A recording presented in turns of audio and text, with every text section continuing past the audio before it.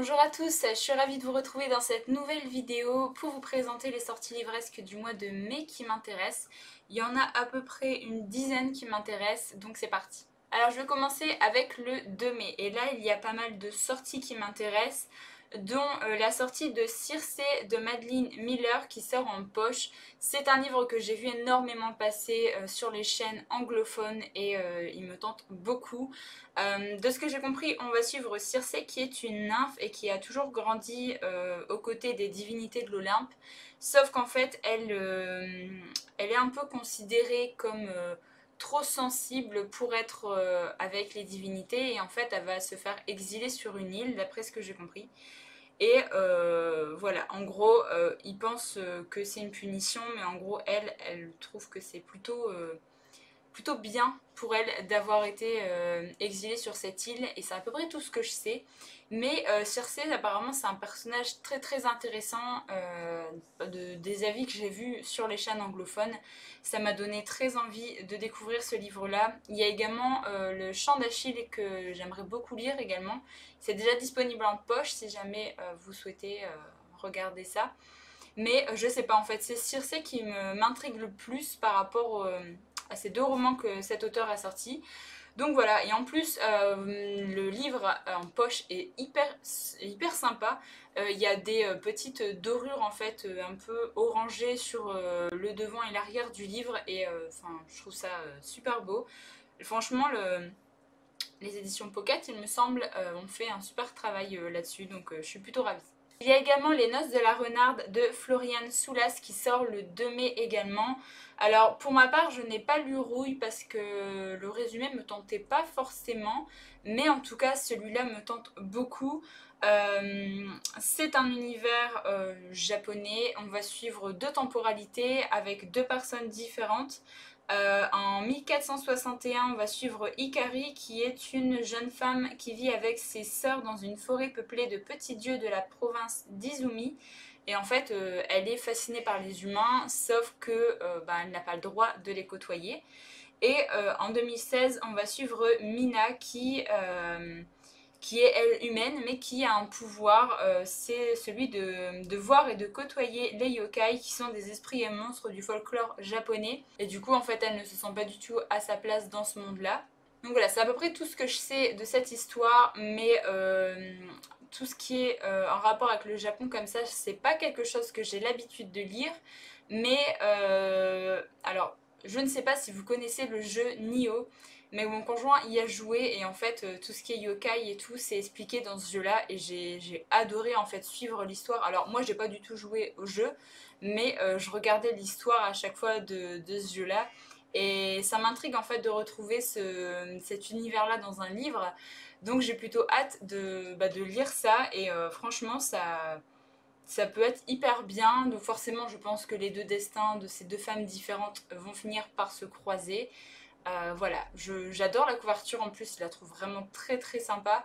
Donc ouais, je suis plutôt pressée, et je pense que c'est un livre que je prendrai durant le mois de mai. Alors là, je vais vous citer trois sorties du mois, du 2 mai également. Alors pour ma part, je ne vais pas les acheter parce que je ne suis pas du tout arrivée là dans cette saga, mais en regardant en fait dans les suggestions et tout des sites où je vais regarder des livres, ils m'ont proposé ça et j'ai vu que ça sortait du coup le 2 mai. Il y a le livre des radieux, le volume 1 et le volume 2, donc c'est le deuxième tome des archives de Rochard de Brandon Sanderson qui sortent en poche le 2 mai. Donc ça c'est plutôt cool parce que voilà, c'est une saga que je voudrais lire, mais d'abord je veux lire Fils des Brumes. Et il y a également Justicière le volume 1, donc là c'est la première partie du troisième tome des archives de Rochard qui sort en grand format également, toujours le 2 mai. Donc si jamais vous êtes arrivé là dans cette saga, donc que vous attendiez la sortie poche ou la sortie grand format du volume 1 du troisième tome, voilà, vous savez que ça sort le 2 mai, et moi voilà, c'est une saga qui me tente énormément. J'ai pas relu le résumé parce que voilà, pour l'instant je vais lire le tome 2, 3 de Fils des Brumes, et l'autre, le 4, 5, 6 techniquement, mais c'est une autre trilogie pour moi, également de Fils des Brumes. Je souhaiterais lire Elantris avant, donc voilà, c'est une saga que Je ne vais pas lire tout de suite, mais je suis ravie que la sortie poche continue. Alors, toujours le 2 mai sort Sadie de Courtney Summers. Alors, celui-là, je vous l'avais présenté déjà dans une vidéo sortie livresque, puisqu'il était annoncé avant, je ne sais plus quel mois, février ou mars, je ne sais plus, de cette année également, mais sa sortie a été repoussée. Donc voilà, je vous le représente là et normalement c'est la bonne date de sortie. Donc là en fait on va suivre Sadie qui a 19 ans et qui a disparu.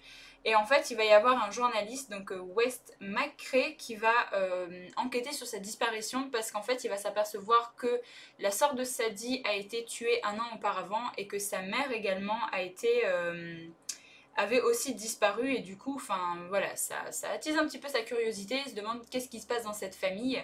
Sauf qu'en fait, apparemment, Sadie est partie à la recherche du tueur de sa sœur. Donc elle a disparu, oui et non. En fait, elle est partie juste sans dire à personne qu'elle partait essayer de retrouver le tueur de sa sœur. Et en gros, voilà, il y a Sadie qui essaye de remonter la piste du tueur et du coup le journaliste qui essaye de remonter celle de Sadie. Mais voilà, du coup, je pense que ça va être une sorte de thriller de ce que j'ai compris. Et alors, il me semble que la mise en page de ce livre est assez spéciale, vu qu'en fait, le journaliste, on va suivre ses avancées grâce à des podcasts. Donc, je ne sais pas si la mise en page sera différente ou pas. En tout cas, c'est un livre qui m'intrigue beaucoup parce j'ai vu énormément d'avis positifs en VO sur ce livre-là. Donc ouais, je me le suis noté et ça m'intrigue vraiment beaucoup. Et enfin, le dernier livre que j'ai à vous présenter pour le 2 mai, c'est Children of Blood and Bone.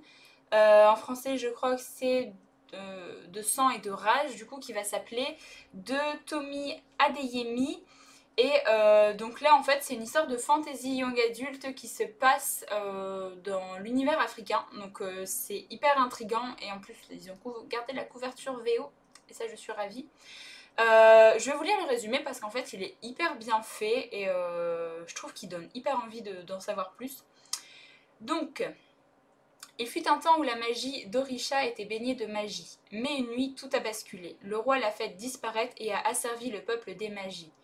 Zélie Adebola n'est alors qu'une enfant. Aujourd'hui, elle a le moyen de ramener la magie et rendre la liberté à son peuple, même si face à elle se dresse le prince héritier du trône, prêt à tout pour la traquer. Dans une Afrique imaginaire où rôdent les léopards blancs et où les esprits ont soif de vengeance, Zélie s'élance dans une quête périlleuse. Ça m'intrigue vraiment beaucoup, j'ai jamais rien lu qui se passait dans l'univers africain et je trouve ça assez triste. Dans tout ce qui est oriental, j'ai déjà lu, mais vraiment en Afrique, il me semble pas. Et ouais, ça m'intrigue vraiment beaucoup. Voilà, j'ai hâte de savoir quel type de magie il y a dans cet univers, tout ça. Donc voilà, j'ai vu pareil de bons avis en VO. C'est une saga dont on a beaucoup entendu parler. Donc je suis ravie que ça sorte enfin en français et qu'on puisse enfin découvrir ce titre. On passe au 9 mai et là il y a un tome 2 qui sort, c'est Le Passageur, le journal et le serpent de Andoris. J'ai lu le premier tome du Passageur que j'avais beaucoup aimé, j'ai trouvé que c'était une histoire très bien construite et c'était très intriguant. C'est une histoire où en fait on va suivre Matteo qui a perdu sa maman et en fait il va hériter du don qu'elle avait. C'était celui de voir, de comprendre les fantômes et du coup de les aider à trouver le repos. Et donc on va le suivre dans pas mal de péripéties vu que il doit commencer à s'adapter à ce don-là et à accepter vraiment le fait que ce soit un passageur également. Donc voilà, sauf qu'apparemment, si je me souviens bien, ça n'a jamais été un homme, ça a toujours été des femmes qui étaient des passageuses du coup. Donc voilà, c'est un premier tome que j'avais vraiment beaucoup aimé, le rythme était hyper bien, les personnages aussi, l'univers aussi. Donc voilà, je me suis noté la sortie du deuxième tome parce que c'est une saga que j'aimerais continuer et je suis ravie qu'ils aient gardé à peu près le même visuel de couverture parce que le premier tome fait assez flipper quand même au niveau de la couverture. Vous avez pu le voir dans mon bookshelf tour, enfin c'est le visuel du passageur, moi j'aime beaucoup, en plus l'aspect un peu cartonné comme ça de la couverture, je trouve ça super joli, donc voilà, ça sort le 9 mai. Le 9 mai sort également Everless de Sarah Holland, qui est une saga de fantasy young adulte. C'est pareil un livre dont on a beaucoup entendu parler en anglais.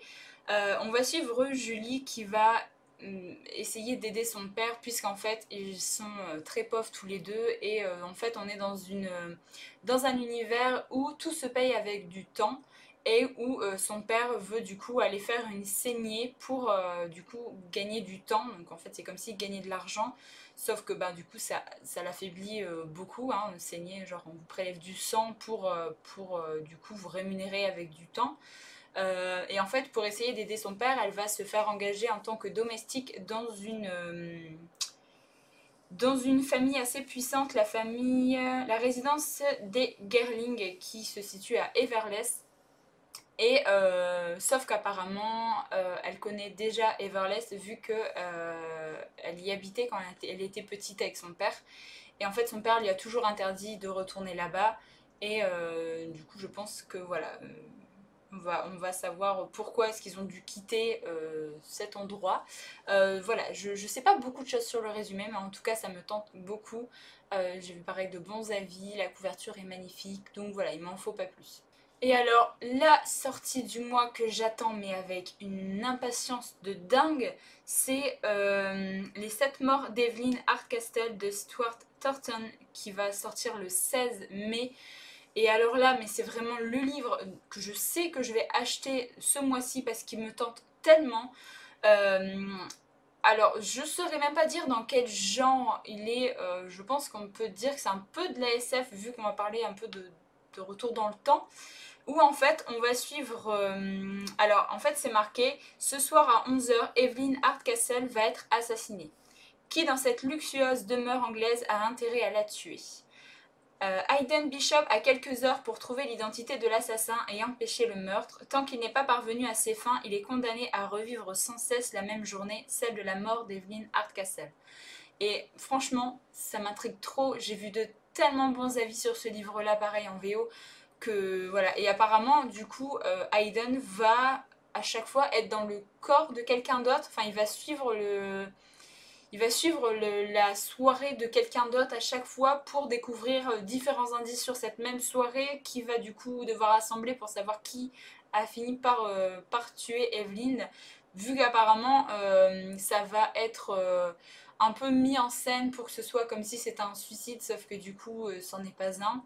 Donc voilà, ça me tente vraiment beaucoup, tout ce qui est un petit peu retour dans le temps comme ça, enfin, moi c'est quelque chose que j'adore.